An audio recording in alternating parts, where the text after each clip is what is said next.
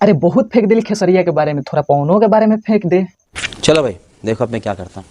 सुन, अगर जब मैं बोलूँ तो तू बीच में न टपक, नहीं तो तेरे को ऐसे फेंकेंगे 10 दिनों तक तेरा दांत लगेगा।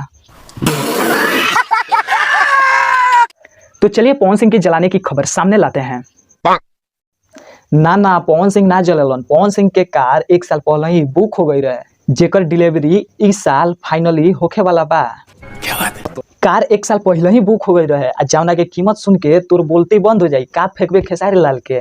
एकदम इन्होंने वक्त बदल दिया, जज्बात बदल दिए, जिंदगी बदल दी। जहां पर खेसारी लाल के खत्म होता है वहां पवन सिंह के शुरू होता है। नहीं विश्वास तो स्क्रीनशॉट देख लो स्क्रीन पर।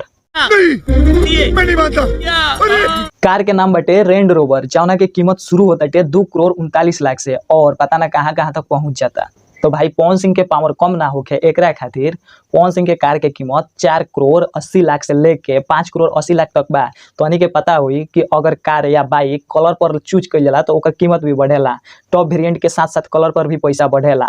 वही तो पवन सिंह के तो भाई पावर को वो कम ना होके के चाहिए, जौना खातिर पवन सिंह पैसा फूक देलन, समझ लो। पावर एजे से शुरू होला, एजे से खत्म हुई। पावर दूसरा के कहां से ले?